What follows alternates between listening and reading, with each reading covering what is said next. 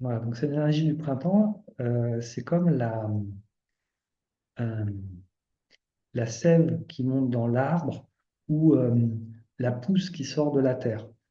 Vous avez certainement déjà vu des photos où on voit du goudron et il y a une plante qui a réussi à percer, à éclater le goudron pour sortir.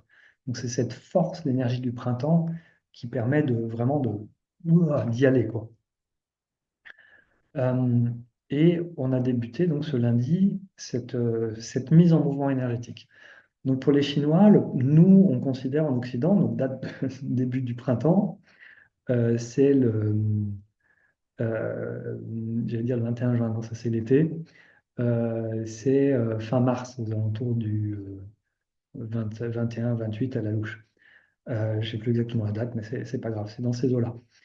Et les Chinois, eux, la disent beaucoup plus avant. Pourquoi?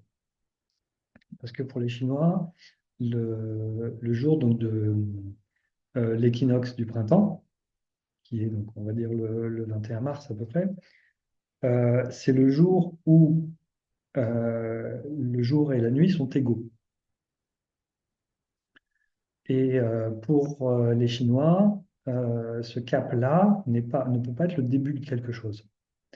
Je vais vous prendre un autre exemple pour illustrer ça. Euh, L'été, donc le 21 juin, qui n'est pas que la fête de la musique, c'est le solstice d'été. Et le solstice d'été, c'est le jour où le jour est le plus long et la nuit est la plus courte.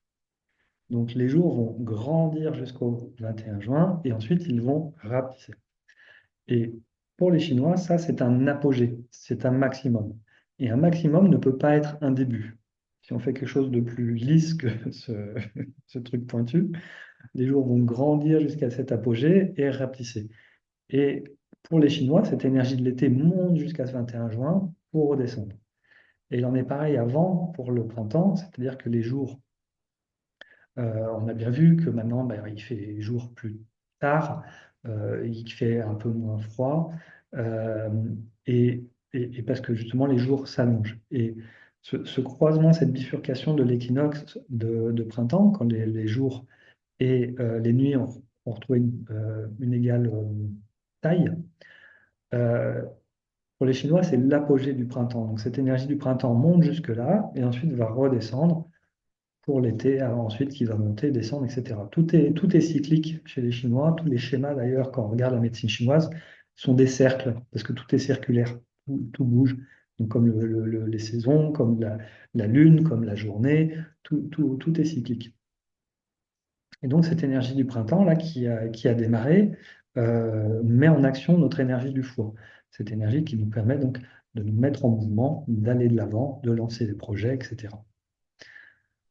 Donc l'idée ce soir, c'est pas de vous faire un cours de médecine chinoise, je vous donne quelques indications, mais c'est surtout de prendre cette vague. C'est-à-dire que euh, quand vous faites du surf, pas sur du surf des neiges, même cette saison, mais du surf sur l'eau, l'idée c'est avec la planche d'accrocher la vague, de prendre la vague et de se laisser porter par elle en surfant dessus. Et si vous prenez la vague trop tôt ou trop tard, et ben, le rouleau vous emmène et vous buvez la tasse, plus ou moins.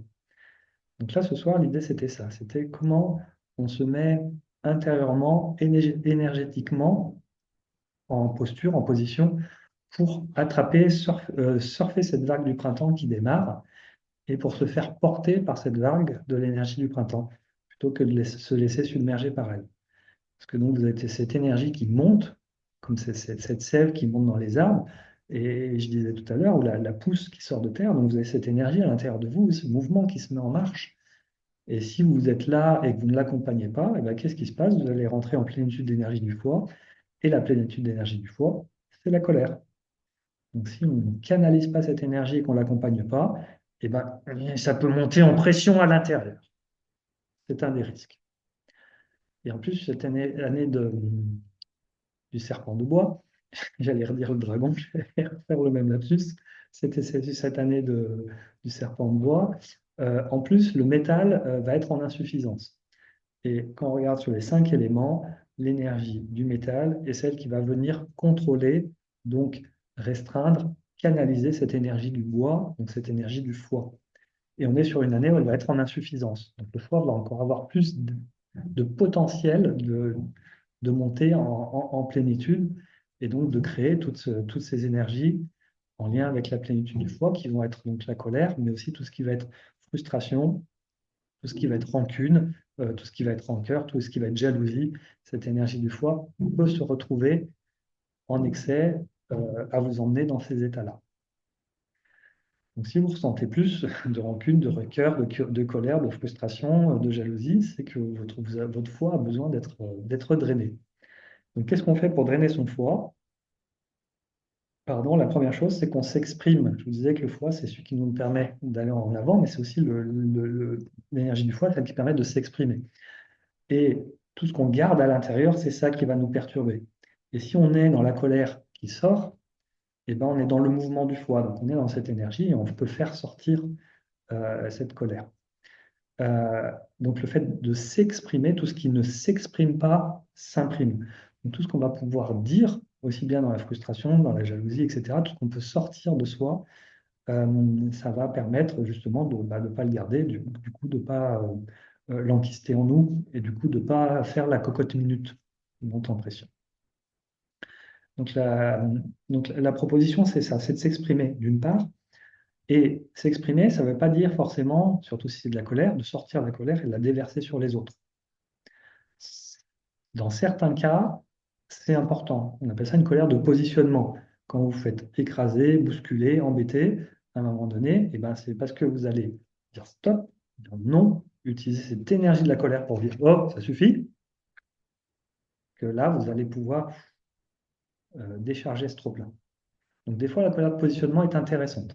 Mais crier sur les gens pour crier sur les gens parce qu'on est en colère, c'est pas très constructif pour personne.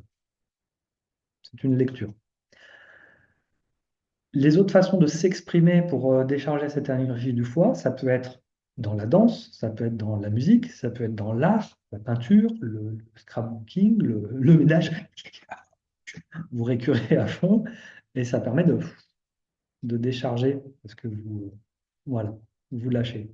Donc vous lâchez, vous chantez sous la douche, vous criez, vous dansez, vous faites ce que vous voulez, tout ce qui va permettre de vous exprimer, permet de décharger ce trop-plein d'énergie du foie.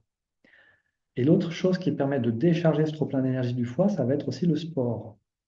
Pourquoi? Parce que l'énergie du foie et du printemps sont reliées à l'énergie des muscles. Et tout ce qui va nous mettre en mouvement va permettre de venir donc drainer et de venir utiliser cette énergie du foie. Donc à partir du moment où vous allez ne serait-ce que marcher, mais plus courir ou faire n'importe quel sport qui vous plaît, quelque chose qui vous dépense, qui vous défoule, hein, tous les sportifs qui font du sport, après ils sont bien. Et s'ils sont blessés, ils se retrouvent à ne plus pouvoir faire de sport. Et là, ils sont comme ça à la maison parce qu'ils ne peuvent plus sortir, ils ne peuvent plus rien faire. Et ben, c'est exactement ça, le trop-plein d'énergie du foie. Donc, voilà pour une petite série d'indications et d'explications pour cette énergie du printemps et du foie qui est là. Et je vous propose là, du coup, euh, qu'on fasse, comme proposé dans le petit message, un vibration collectif, c'est-à-dire bah, juste c'est pas une méditation guidée. Là, je vais vous dire des choses. Vous pouvez vous déposer comme si vous viviez ça comme une méditation. C'est très bien, mais je ne vais pas faire comme dans la méditation où je vous mets dans une posture spéciale qu'on appelle la transe hypnotique et que je vous accompagne sur un voyage. Non, c'est pas tout à fait ça. Là, le vibration, c'est plus, OK, voilà, moi, je suis réceptacle d'informations et d'énergie par rapport au groupe présent ce soir. Et on va guider par rapport à ces énergies-là pour intérieurement, dans vos énergies à vous, vous mettre dans cette posture. Donc, surfer cette vague du printemps. Voilà, j'espère avoir été assez clair. Je pense que oui. Donc, on va surfer la vague. Donc, encore une fois, vous pouvez, si vous voulez, vous déposer, vous asseoir, vous installer. Pourquoi pas vous allonger, peu importe. Euh, et juste ensemble, on va. Donc, c'est moi qui vais on va dire, guider les informations qui me traversent, mais c'est vraiment l'énergie du groupe qui, euh, qui va m'emmener dans ce que je vais vous proposer.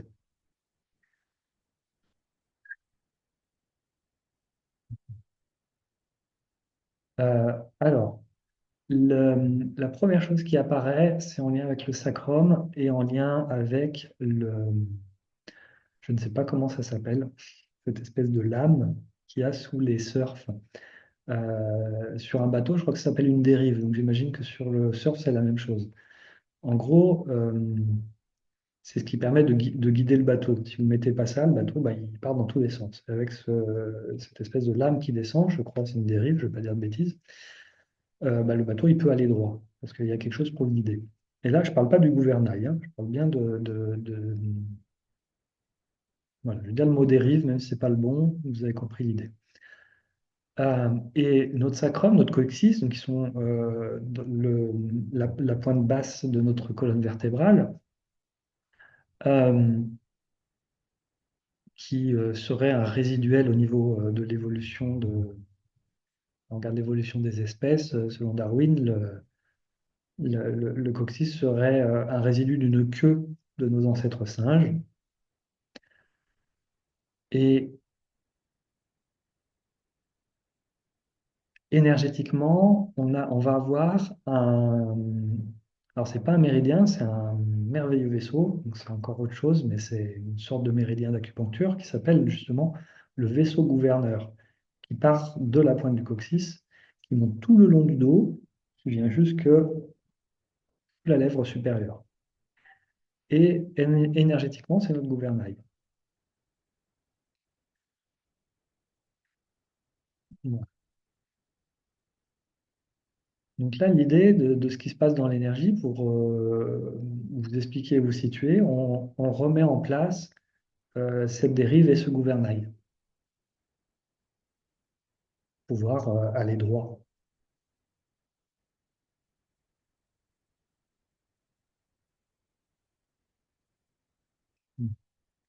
Bon, ça, c'est pour les gens qui sont un peu sensibles, vous sentez peut-être des choses qui se passent dans le bassin. Euh, et si ce n'est pas le cas, c'est pas grave, ça se passe quand même. En, la suite, c'est la descente dans les jambes. Quand on parle de l'ancrage, de l'enracinement, parce que l'énergie du printemps, c'est l'énergie du bois, mais c'est le bois vivant, c'est pas la bûche de bois morte qu'on jette dans le feu. L'énergie du printemps, du bois, c'est encore une fois voilà, cette énergie vivante de la pousse qui monte, de la sève qui nourrit les arbres et qui permet l'éclosion du printemps avec les bourgeons, les fleurs, etc. Euh, et donc, bah, une plante, pour pousser, elle a besoin de racines, voilà, tout simplement. Et nos racines d'humains sont des racines énergétiques et on a souvent tendance à les imaginer qui partent de sous les pieds. Et en fait, non, les racines, elles partent du bassin. On a au niveau du périnée, selon la tradition indienne de l'Inde, un chakra ici qui s'appelle le chakra racine. Et les jambes sont déjà le début de nos racines.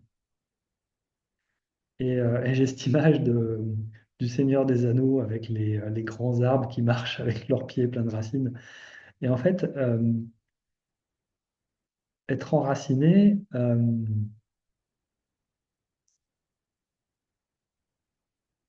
ouais, c'est pas important. J'allais partir ailleurs, mais c'est pas important. On revient à cette énergie du printemps ici. Euh, voilà, donc si vous voulez vous déplacer, vous en tant qu'humain, à moins que vous soyez cul-de-jatte, bah, vous vous déplacez avec vos jambes. Et le sacrum et le coccyx vont être justement votre gouvernail dans l'énergie, hein. On considère d'ailleurs énergétiquement que on a un canal d'ancrage qui part du sacrum, qui fait qu'on est sur deux pieds, mais qu'on a un trépied qui permet d'être stable. Et c'est notre sacrum, c'est ce canal d'ancrage associé à nos jambes qui nous permet notre stabilité.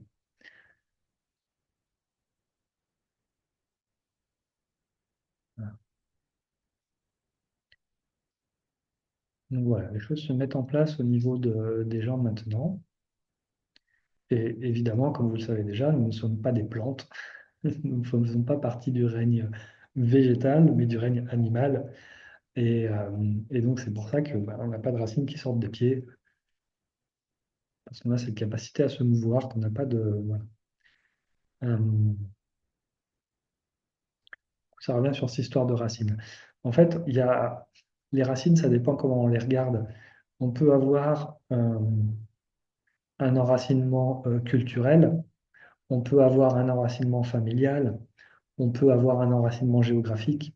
Euh, et il y a plein de façons de voir l'enracinement, l'ancrage. Et ce qui est important, c'est de se rappeler qu'on est toujours à sa place. C'est-à-dire que même si on est dans un endroit qui ne nous plaît pas, au niveau géographique, habitation, au niveau professionnel, au niveau familial. Si la situation ne nous plaît pas, euh, c'est pas pour autant qu'on n'est pas à notre place. Bien au contraire. Là où vous êtes, là où vos pieds sont, c'est votre juste place. Et par contre, bah, vous n'êtes pas obligé d'y rester si ça ne vous plaît pas. Et c'est là qu'on a cette énergie, là qu'on canalise ici, aujourd'hui. On met dans un canal pour aller de l'avant, qui va vous aider à y aller. Si vous n'êtes pas bien dans votre boulot, ok, comment je fais pour en partir?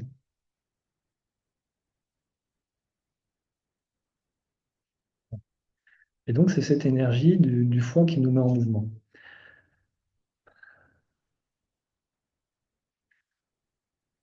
Ok, super.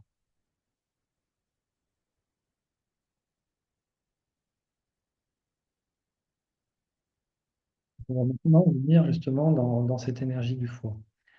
Euh,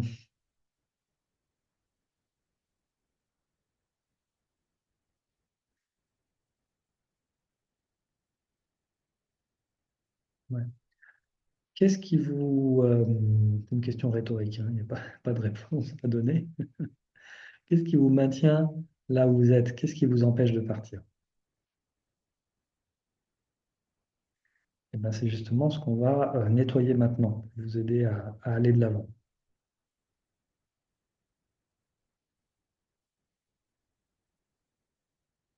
Ok.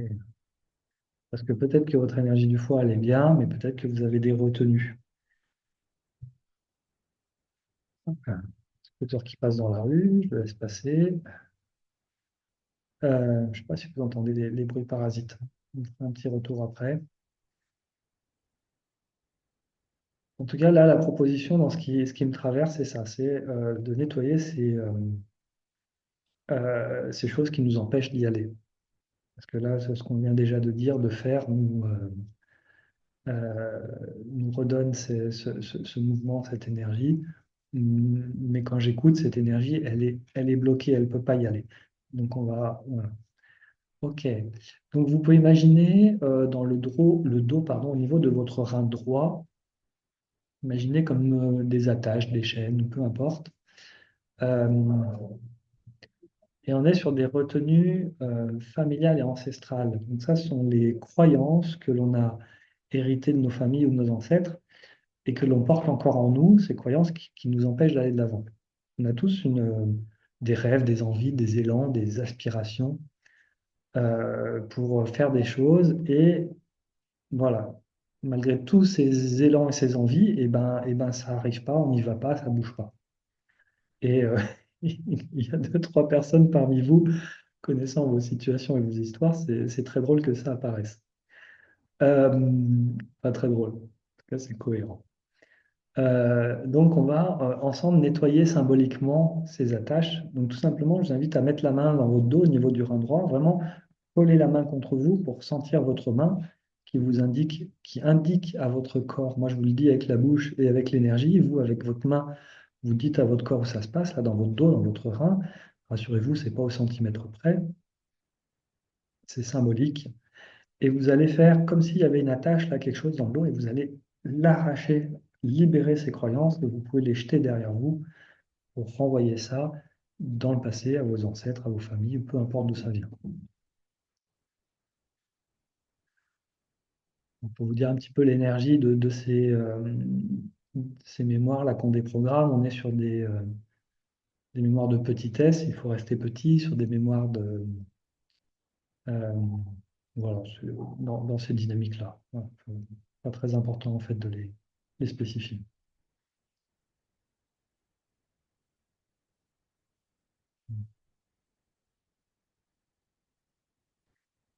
Là, on vient plus au niveau de la vésicule biliaire. Alors, on va faire un petit...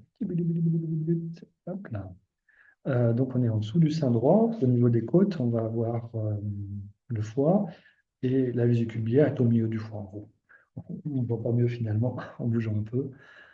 Ok, donc je vous invite à mettre la main contre la vésicule biliaire là pour indiquer encore une fois à votre corps où ça se passe. Dire que les blocages qu'on nettoie, ils sont là dans la vésicule. Et ce sont, euh, hmm, ouais, ce sont des retenues et des mauvaises directions. Ok, ok. Cherchez pas à comprendre. Je vous invite à prendre ça et vous lâcher vers le ciel comme si c'était des bulles de savon ou des ballons que vous lâchez qui s'envolent.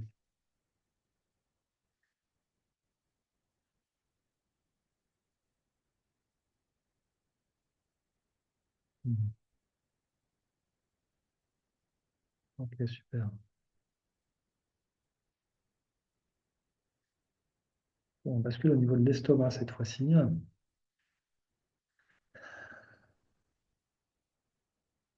Là, c'est marrant, on est sur des formes de frustration au niveau de l'estomac. Je vous parlais tout à l'heure, la frustration est en lien avec l'énergie du foie, mais après, voilà, on peut avoir d'autres frustrations. On va dire que c'est des frustrations qui ne sont pas digérées au niveau du foie. Des et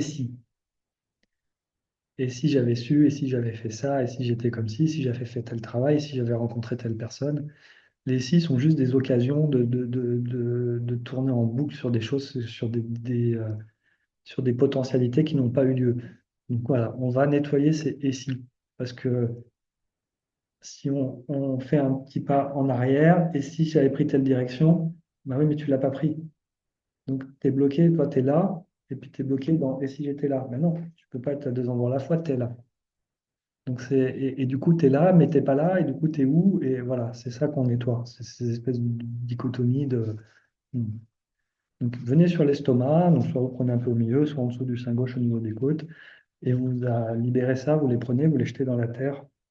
C'est et si. Vous avez besoin de faire plusieurs fois le geste, n'hésitez pas.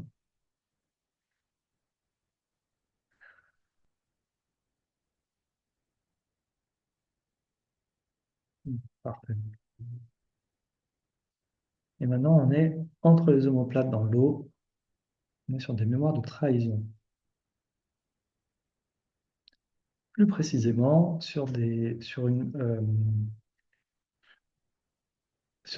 croyances judéo-chrétiennes, sur des mémoires sur des croyances Dieu m'a trahi. Euh, Ça, c'est quelque chose qu'on retrouve dans l'inconscient collectif, c'est-à-dire que euh, on est dans une situation qui ne nous plaît pas et, euh, et on se dit, mais pourquoi je suis là? Qu'est-ce que j'ai mérité? Pourquoi j'ai mérité ça? Mais je mérite pas ça. Et du coup, il y a forcément une partie de nous dans ces questionnements-là qui va chercher un coupable. Et s'il n'y a pas de coupable direct, on peut, dans la disposition intérieure, se retrouver en mode, ah bah c'est Dieu, quoi. Dieu, il m'a puni. Et pourquoi je suis là? J'en suis là. On est sur des dynamiques comme ça, qui sont inconscientes, hein. Ne cherchez pas où ça se passe dans votre tête ou dans vos croyances. On est sur l'inconscient collectif. Donc l'idée, c'est de dire, OK, bah, Dieu, il n'a rien à voir avec tout ça. Dieu, il n'est pas en train de regarder chaque humain en disant, qu'est-ce que je vais lui faire pour l'emmerder? Celui-là, ah, tiens, toi, je vais te faire ça pour t'emmerder. Ça ne marche pas comme ça. C'est des croyances sur le fonctionnement de la vie et de Dieu qui sont, à mon sens, erronées, mais on n'est pas là pour parler de ça. Donc imaginez comme si dans le dos, entre les deux omoplates, vous aviez un couteau qui était planté, ou peu importe, et vous enlevez ce couteau et vous allez le jeter. Je sais qu'il fait nuit ici et maintenant, mais peu importe. Vous imaginez que le soleil est par là et vous jetez ça dans le soleil.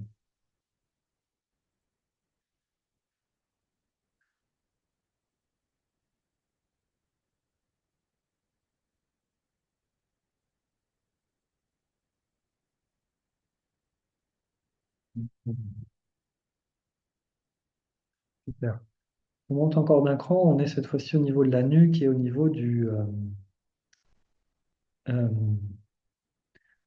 du lien et de la connexion entre la tête et le cœur. Ou en tout cas les choses qui bloquent et qui empêchent ce lien-là. Voilà.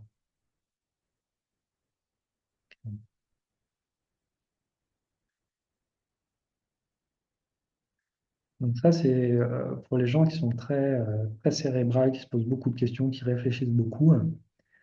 Ces personnes-là ont l'impression de pas,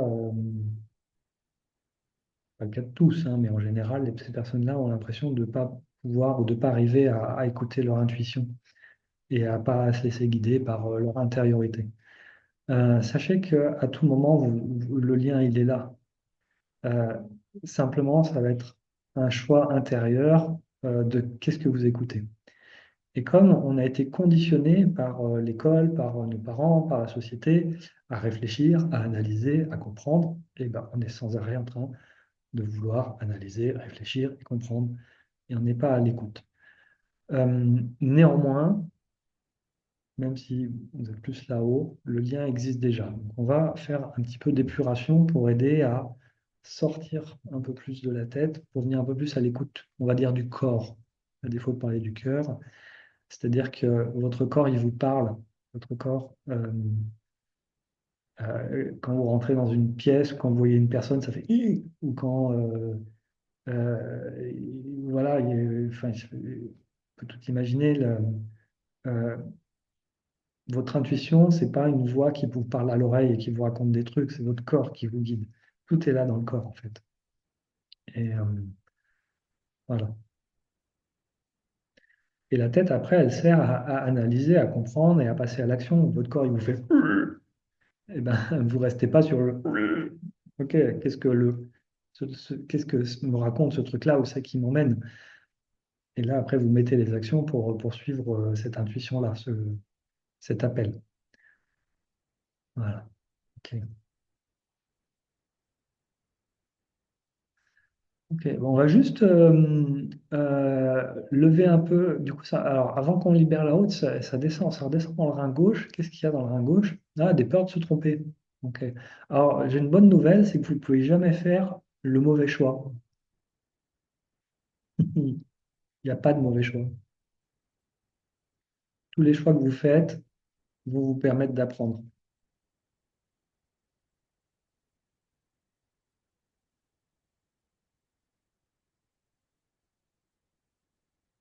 Oui, je sais, je suis pénible. Allez, venez dans votre main gauche et vous imaginez des liens qui sont attachés là, comme des ficelles qui sortent et vous tirez délicatement dessus, comme quand vous vous arrachez une plante, une mauvaise herbe de la terre, vous tirez tout doucement pour arracher les racines. Vous faites la même chose là au niveau du rein. Jetez ça derrière ou dans la terre. Voilà, super. Ok, impeccable.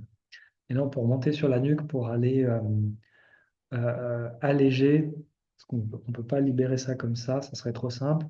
Mais alléger ses conditionnements à la réflexion, à l'analyse, etc., je vous disais tout à l'heure, pour vous permettre d'être dans quelque chose de plus intériorisé, de plus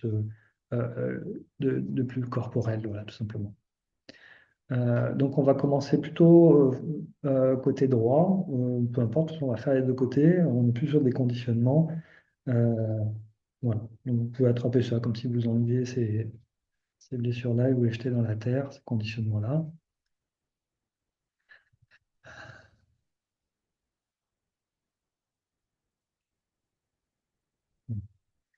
Et de l'autre côté, ben, on est plus sur des enfermements. Ne me demandez pas la nuance, c'est pas important. Mais vous allez libérer tous ces enfermements aussi dans la terre.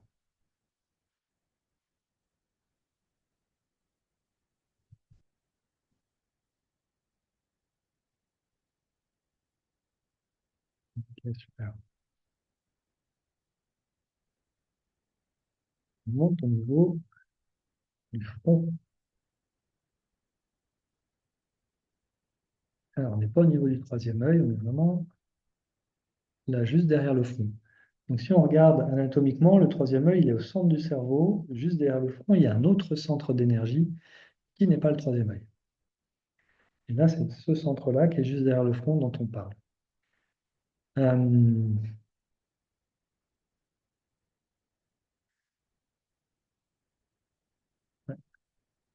on va juste aller libérer des espèces de croyances par rapport à on parle de se mettre en mouvement, donc on parle aussi du chemin sur lequel on va.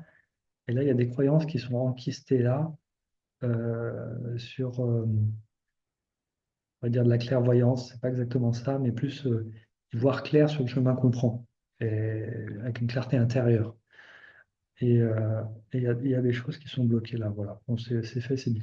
Avec trois doigts, je vais venir au niveau du front, au milieu du front, et vous sortez délicatement comme si c'était une grosse bille. Je ne sais pas si vous connaissez les bigarros, les espèces de grosses billes. C'est pas les petites billes à jouer, c'est les grosses billes à jouer.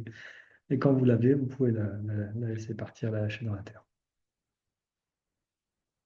Si vous ressentez le besoin, vous pouvez légèrement frotter la zone pour vous rendre compte que votre corps est là. Vous n'avez pas fait un trou dans le front, tout va bien.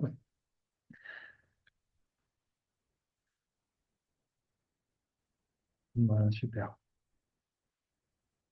Et il reste un dernier truc à faire pour vous finir de réaligner toute la structure, pour redonner cet élan, cette mise en mouvement pour aller de l'avant. Moi, j'aime bien travailler comme ça, du bas vers le haut. Après, voilà, c'est pas une façon absolue de faire, mais j'aime bien cette façon-là. Et du coup, le truc qui manque, c'est ce lien avec ces énergies célestes, euh, cette espèce de lien à la source, comme si on avait un petit trait d'union avec le ciel énergétique.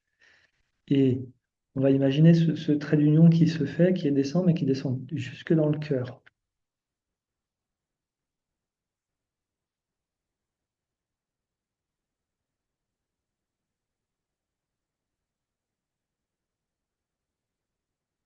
Et après, vous pouvez imaginer que du cœur, ça descend dans les racines, dans la terre.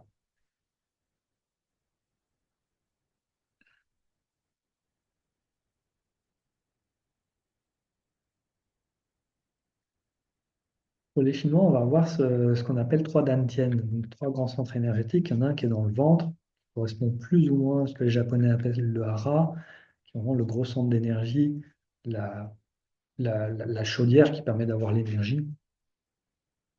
Donc c'est l'énergie feu.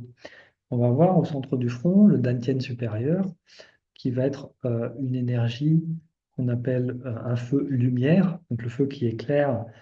Donc, autant en bas, on est sur l'énergie de la boule de feu au centre de la Terre, donc vraiment celle qui donne imaginez l'énergie du volcan, là, cette énergie-là qu'on a en nous, dans notre ventre.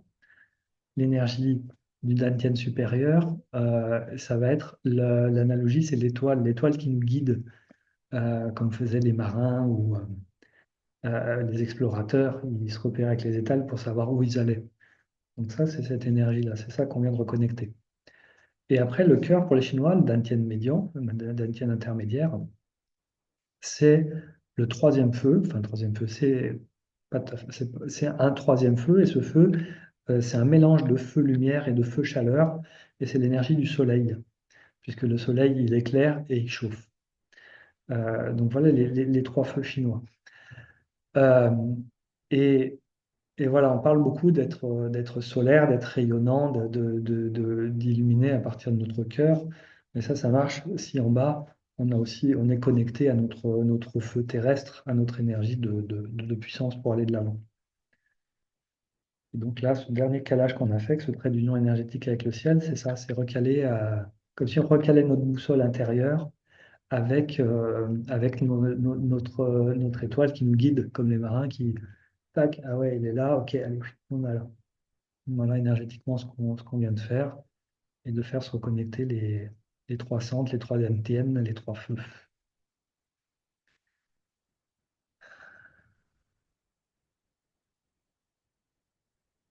Parfait. Voilà.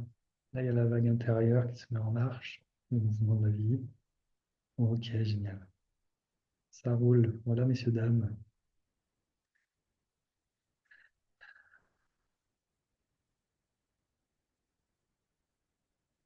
Parfait. Ben, merci d'avoir été là. Pour celles et ceux qui le souhaitent, j'informe des personnes de ce genre d'événement par SMS. Donc, si vous voulez me contacter pour me laisser votre numéro, et j'envoie de temps en temps, 1 à 2 fois par mois, des messages où je transmets la météo énergétique, je dis, ah, là, il va se passer ça, là, il va se passer ça. Et j'informe des événements, des divers événements comme ces webinaires qui ont lieu 1 à 2 fois par mois. Il y en a un qui aura certainement lieu la semaine prochaine, j'en ai un de prévu la semaine suivante. Et puis je vous informerai aussi sur ces lettres d'information, on peut parler par message, des méditations en présentiel qu'on va faire en même temps en présentiel et en même temps en visio, donc en présentiel à Chambéry dans le nouveau lieu avec ma compagne Martine. Et je vois en commentaire une personne qui dit: Je conseille, c'est trop bien la météo énergétique. Merci, madame. Eh ben, merci à vous. Si ma sensibilité, ma lecture, ma façon de fonctionner vous plaît, je reçois en séance, soit en visioconférence, soit par téléphone, soit en présentiel à Chambéry, pour vous accompagner en individuel, pour vous aider à mettre de la lumière dans vos blocages, à les libérer pour avancer plus léger. Voilà, je vous souhaite une bonne fin de soirée ou une bonne journée si vous regardez ça en replay. Et à tout bientôt. Merci.